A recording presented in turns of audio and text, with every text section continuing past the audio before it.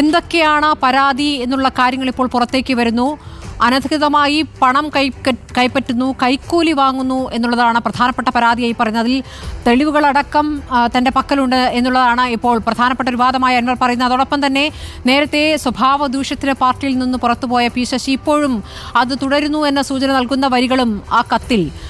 ഇതുകൊണ്ടാണോ party secretary പരാതികൾ പരിശോധിക്കുന്നുണ്ട് എന്ന് പറഞ്ഞത്? അൻവർ ഏതെങ്കിലും ഘട്ടത്തിൽ ഈ കത്ത് പുറത്തുവിടുമെന്നുള്ളത് പാർട്ടിക്കും അറിയാമായിരുന്നു എന്നല്ലേ മനസ്സിലാക്കേണ്ടത്?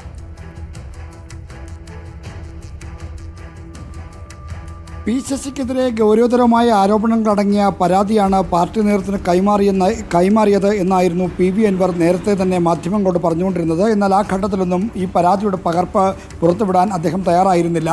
എന്നാൽ ഇന്ന് രാവിലെ വാർത്താസമ്മേളനത്തിൽ പൊടുന്നനെ ഈ കത്ത് പുറത്തുവിടും എന്ന കാര്യം പ്രഖ്യാപിക്കുകയായിരുന്നു. അപ്പോൾ പി ശശിക്കെതിരെ ഉയർന്ന പരാതിയിന്മേൽ ലൈംഗിക ആരോപണ പരാതി ഉണ്ടോ എന്ന ചോദ്യം കഴിഞ്ഞ കുറേ ദിവസങ്ങളായി പാർട്ടി സംസ്ഥാന സെക്രട്ടറി എം വി ഗോവിന്ദനോട് മാധ്യമപ്രവർത്തകർ ചോദിക്കുന്നുണ്ടായിരുന്നു. അപ്പോൾ ആ ചോദ്യത്തിൻ്റെ സാങ്കത്യം എന്താണ് എന്ന കാര്യമാണ് അൻവറിൻ്റെ പരാതി പുറത്തു വന്നതിലൂടെ ഇപ്പോൾ വ്യക്തമായിരിക്കുന്നത്.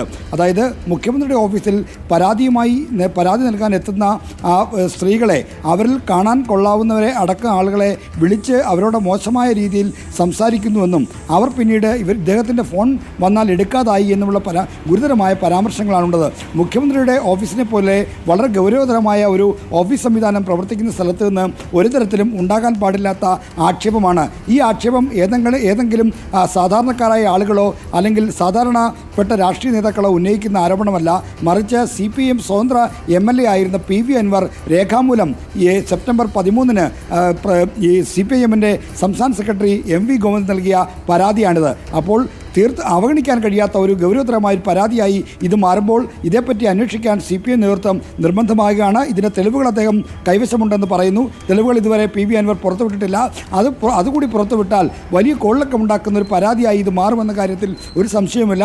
മുഖ്യമന്ത്രിയുടെ ഓഫീസിൻ്റെ വിശ്വാസത്തെ തന്നെ ബാധിക്കുന്ന, അല്ലെങ്കിൽ മുഖ്യമന്ത്രിയുടെ ഓഫീസിൽ വരുന്ന ആളുകളോട് ഇങ്ങനെയാണോ പെരുമാറേണ്ടത് എന്ന ചോദ്യം ഉയർത്തുന്ന, പ്രത്യേകിച്ചും മുഖ്യമന്ത്രിയെ പോലെ വളരെ കർശനമായ കാര്യങ്ങളിൽ ഇടപെടുന്ന ഒരാൾക്ക് ചേർന്നതല്ല, ഭൂഷണമല്ല അദ്ദേഹത്തിൻ്റെ ഓഫീസുമായി ബന്ധപ്പെട്ട ആളുകൾ പ്രവർത്തിക്കുന്ന രീതി എന്ന കൃത്യമായ ഒരു കാര്യമാണ് പുറത്തേക്ക് വരുന്നത്. അതുകൊണ്ട് തന്നെ പാർട്ടി നേതൃത്വത്തിന് ഈ കാര്യത്തിൽ എടുക്കാതിരിക്കാനും പരിശോധിക്കാതിരിക്കാനും കഴിയാത്ത സ്ഥിതിയിലേക്ക് കാര്യങ്ങൾ എത്തുകയാണ്.